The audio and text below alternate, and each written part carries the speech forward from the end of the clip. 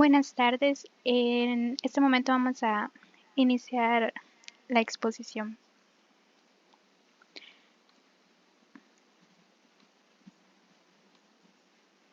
Voy a presentar pantalla y no sé si alguien por favor me puede confirmar si le sale.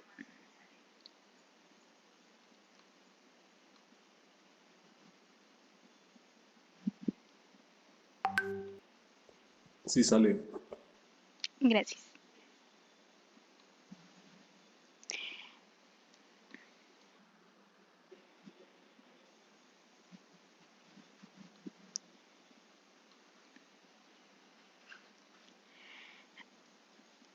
Mi nombre es Marcela Alejandra Guevara Mengíbar. Este día voy a hablar un poco acerca de los paneles solares y electricidad.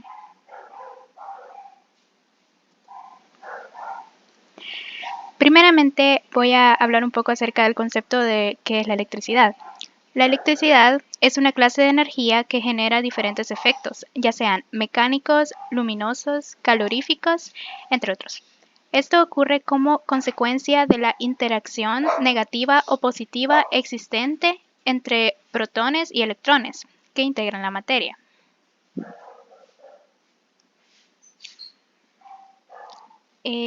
La electricidad tiene diferentes usos o funciones, como en los hogares, en la medicina, en el comercio, administración y servicios públicos.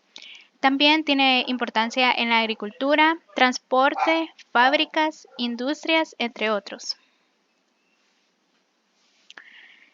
Eh, ¿Cómo realizar una instalación eléctrica? Primero, debemos conocer medidas de seguridad necesarias. Para realizar trabajos de instalación eléctrica, siempre se debe de portar el equipo de protección personal y utilizar las herramientas. Así podrás desarrollar tus actividades de manera segura y eficiente. Por ejemplo, hay que utilizar un casco con barbiquejo y pantalla dieléctrica. Esto reduce el riesgo de sufrir daños provocados por la caída de materiales eh, sobre la cabeza. Además, protege la cara de chispas eléctricas. También se debe de utilizar un overol de algodón. Esto permite el libre movimiento a la vez que no es holgado para evitar que se enrede en el equipo. Se debe de ocupar un cinturón con bolsas. Este transporta la herramienta principal que se utilizará en los trabajos con electricidad. Debe de quedar firmemente ajustado a la cintura, como podemos ver en la imagen.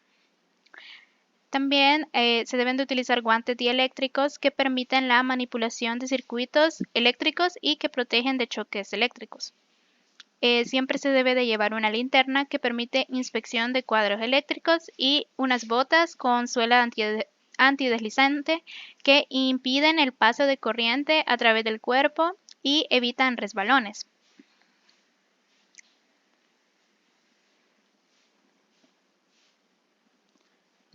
Materiales y herramientas. Antes de colocarte tu equipo de protección personal, debes de retirar todos los accesorios metálicos como aretes, relojes, joyas, entre otros, ya que transmiten la electricidad o pueden rasgar el equipo y hacer que tu piel entre en contacto directo con la electricidad. Alicates. Sujetan, doblan y cortan cables y alambres. También se utilizan para apretar tuercas. Destornilladores que aprietan o aflojan tornillos. Un multímetro, que es una herramienta muy importante ya que indica si un cable o un conductor tiene resistencia, voltaje, intensidad de corriente y temperatura. También se necesita un pelacables que rompe y remueve el aislamiento que tienen los cables eléctricos, una tijera de electricista que corta o pela cables finos, una remachadora que fija elementos que deban quedar unidos entre ellos. Debemos de ocupar una regla metro escuadra que permita medir y ubicar con exactitud los puntos donde se colocarán las piezas. Eh, También tenemos que ocupar una grapadora especial para electricista.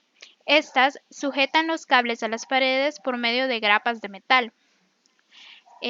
También debemos de ocupar una punta de trazar que rayan con precisión los azulejos, piedras, vidrios y acero para indicar dónde se harán los trabajos. Hay que ocupar un nivel de burbuja que obtiene la horizontalidad o verticalidad de una superficie al apoyarlo sobre esta. La variación que presenta esta burbuja representa la diferencia que tiene la superficie respecto de la vertical u horizontal total. Hay que ocupar un martillo de electricista que concentra la fuerza del golpe en un punto y evita la transmisión de electricidad por estar hecho de materiales aislantes. Pinzas. Sujetan las piezas con fuerza y precisión. Se ajustan al tamaño de las piezas con rosca, resortes o presión manual. Debes considerar el tamaño de la pieza para saber si la herramienta tiene la abertura necesaria para sujetarla.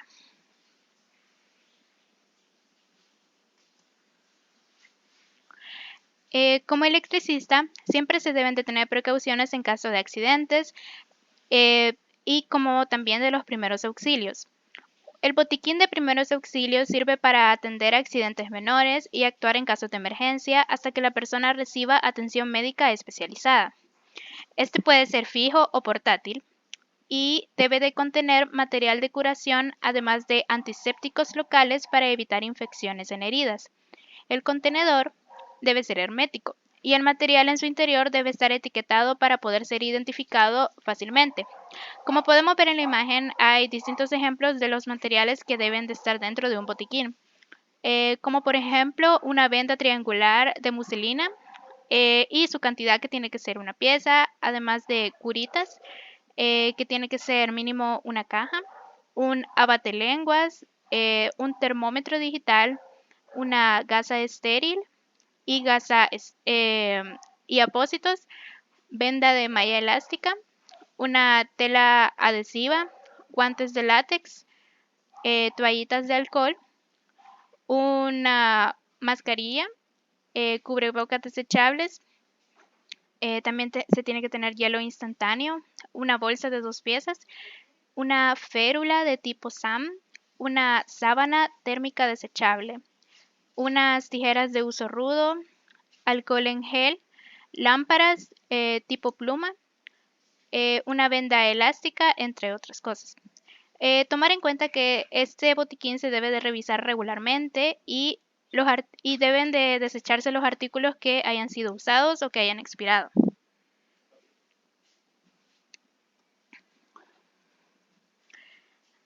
Ahora que ya conocemos las medidas de seguridad, podemos adentrarnos más en los componentes de una instalación eléctrica. La caja de medición eléctrica indica el consumo de energía en unidades de kilowatt-hora durante un periodo establecido. Como podemos ver en la imagen, una caja de medición eléctrica posee distintas piezas o, como podemos ver, una fase, la cual es un conductor que lleva la corriente eléctrica de la red hasta los componentes de la vivienda. Un cable aterrizado llamado neutro, el cual evita cortocircuitos y descargas eléctricas. Las cajas se clasifican de acuerdo con las fases que tienen. Las más comunes son la monofásica, bifásica y trifásica. La monofásica tiene una línea de fase y un neutro. La bifásica tiene 2 líneas de fase y un neutro, y la trifásica tiene 3 líneas de fase y un neutro.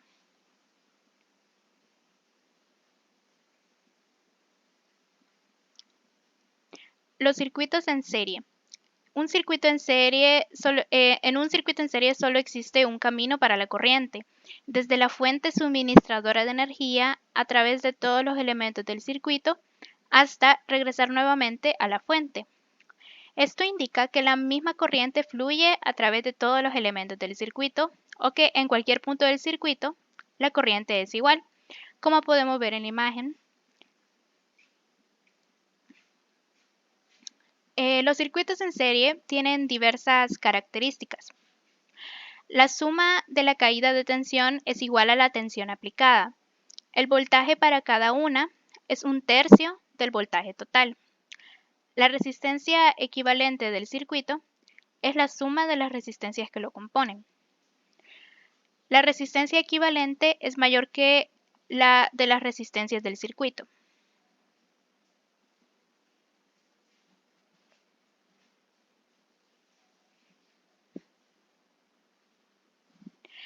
Un circuito paralelo Se le llama circuito paralelo cuando dos o más componentes están conectados al mismo nodo y ambos lados de los componentes están conectados directamente a la batería o cualquier otra fuente.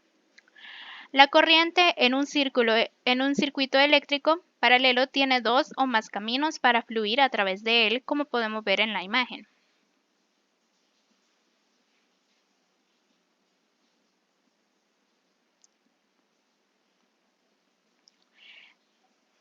Al igual que el circuito en serie, el circuito paralelo tiene diversas características.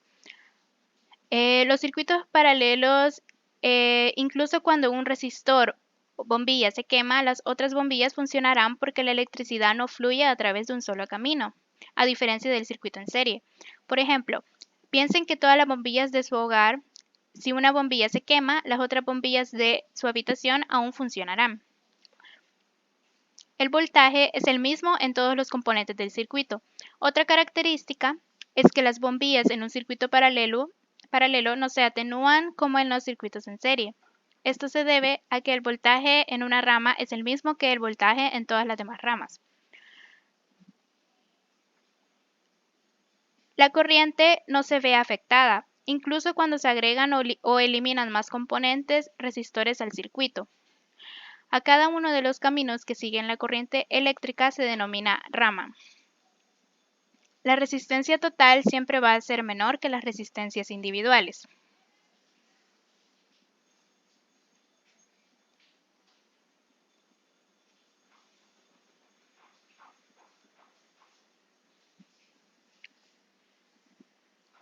A continuación vamos a ver un video para explicar un poco más acerca de los circuitos en serie y circuitos en paralelo.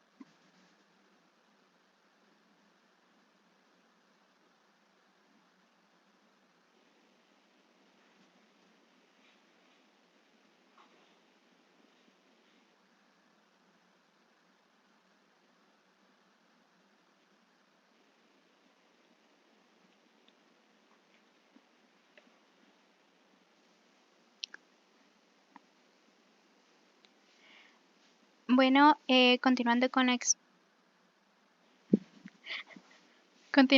exposición, vamos a hablar un poco acerca de los pasos para poder realizar una instalación eléctrica.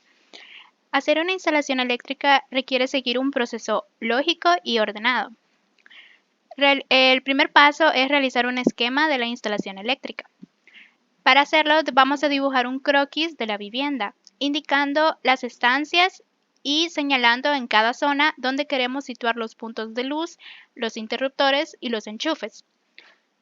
Con rotuladores de distinto color uniremos todos los enchufes.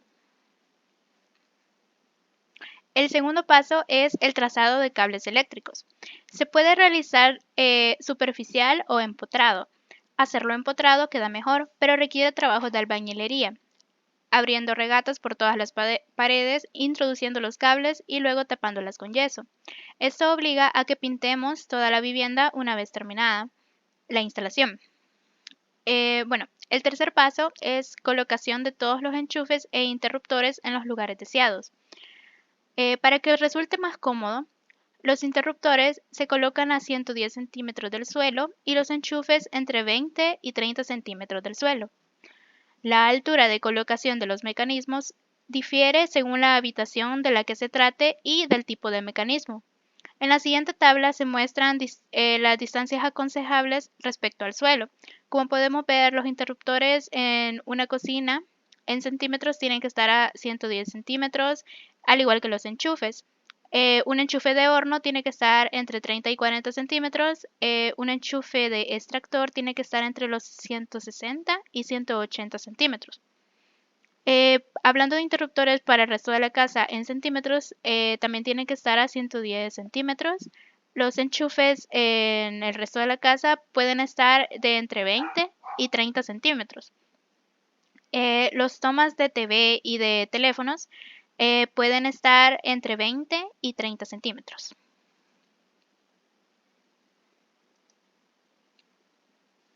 El cuarto paso es la instalación del cableado.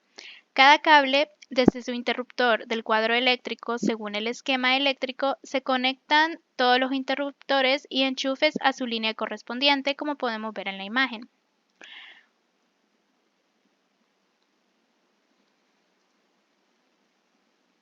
El quinto paso es la conexión del cableado en cada habitación, desde el interruptor al punto de luz correspondiente, que puede ser un aplique de pared o una lámpara de techo.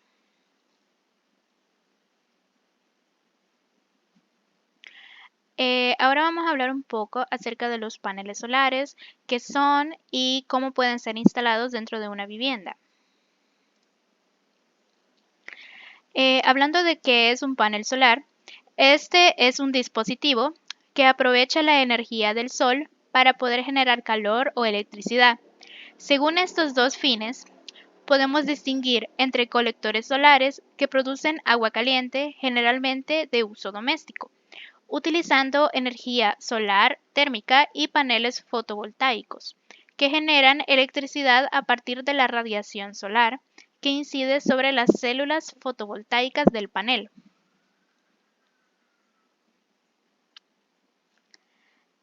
¿Qué células existen? Con células nos referimos al material con el que se producen las placas solares que se utilizan para poder formar los paneles.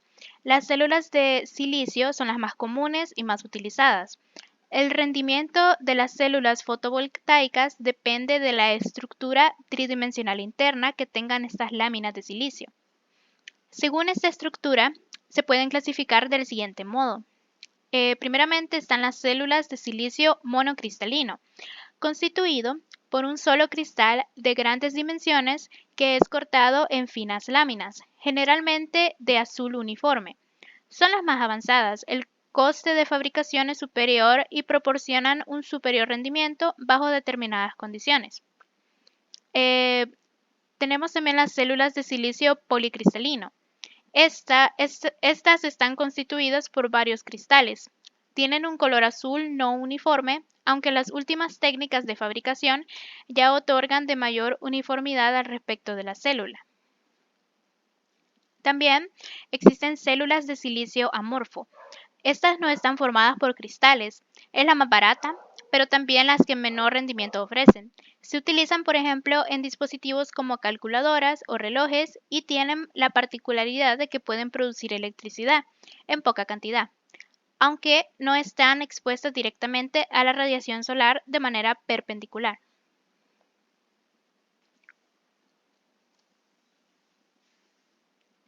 Vamos a hablar un poco acerca de las herramientas y los materiales necesarios para la instalación de un panel solar. Entre las herramientas tenemos un destornillador plano, como podemos ver en la imagen, el destornillador de estrella cruz, un destornillador perillero, una llave de boca mixta o combinada, un martillo, un alicate de punta, un alicate universal y un multímetro, que es la herramienta que utilizamos para medir el voltaje.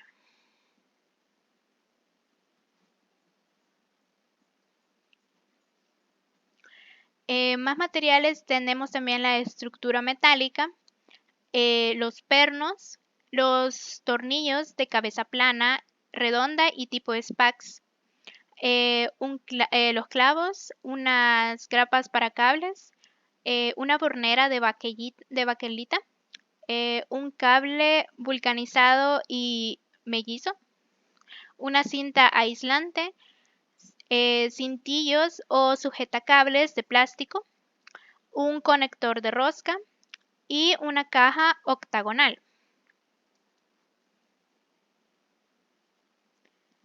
El proceso de instalación es montar los soportes de las placas, fijar la cubierta, también tenemos que fijar las placas solares, realizar la conexión del sistema con el inversor, conectar el inversor al cuadro eléctrico, conectar las baterías en el caso de las instalaciones aisladas. Y bueno, ahora que ya hemos hablado un poco de cómo instalar los paneles solares, se sabe que esta instalación es un trabajo laborioso y complicado para todas las personas ajenas a conocimientos eléctricos. Se recomienda siempre dejarlo en manos de profesionales del sector con experiencia en este tipo de montajes.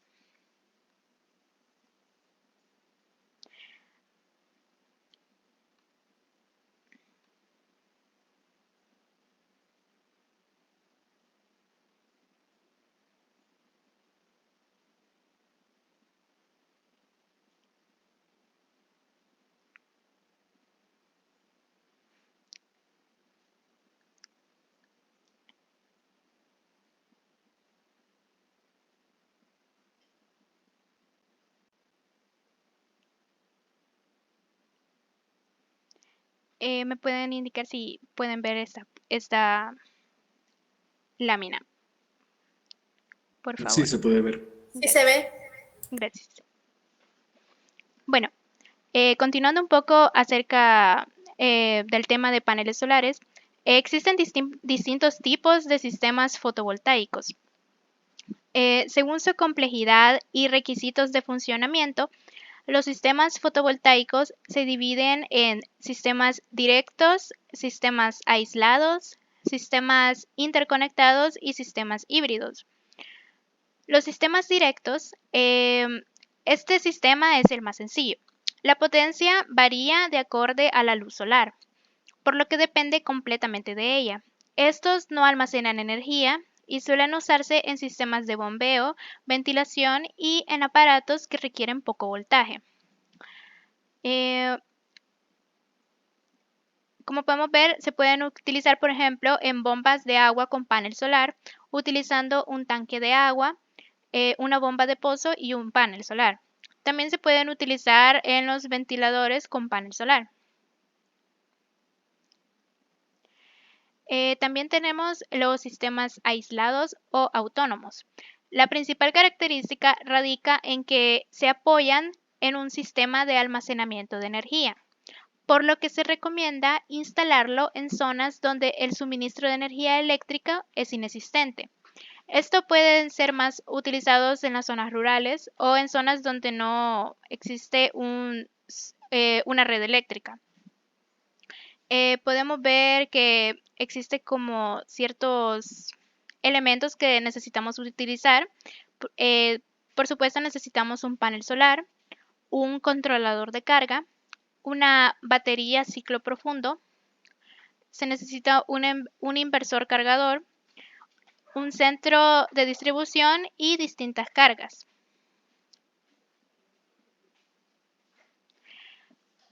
También existen los sistemas interconectados. Estos funcionan en conjunto con la red eléctrica. No requieren de un sistema de almacenamiento de energía, pero sí de un medidor bidireccional de energía eléctrica. Estos están compuestos por un panel solar, un inversor de interconexión, un aparato en casa o negocio, también conocido como panel de servicio y switch principal. También se necesita un medidor bidireccional y por supuesto una red eléctrica. Bueno, el último sistema es el sistema híbrido. Estos son más complejos y caros. Cuentan con baterías para almacenar energía y están interconectados a la red eléctrica. No se recomienda para instalaciones residenciales y están compuestos por un panel solar, un controlador de carga, baterías de ciclo profundo, un inversor cargador, un panel de servicio, también conocido como switch principal, cargas críticas, un medidor bidireccional, un panel de servicio y una red eléctrica. Las cargas críticas son elegidas por el usuario. Por ejemplo, un refrigerador, una luminaria, un indispensable, un módem o un radio. A estos no se recomienda conectar el inversor cargador a toda la distribución de cargas DSA, como pueden ver en la imagen.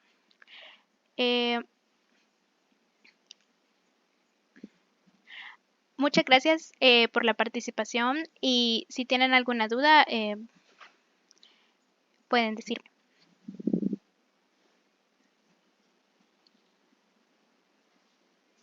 Muchas gracias.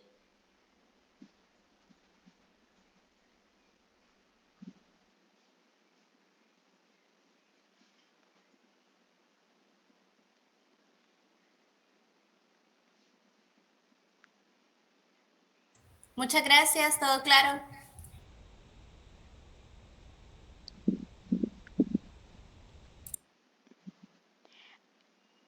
Voy a compartirles también un link para que puedan observar el video y pueda quedar más claro el tema.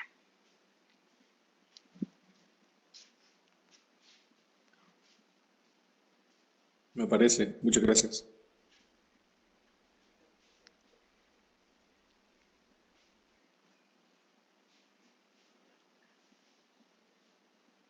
Muchas gracias por el video.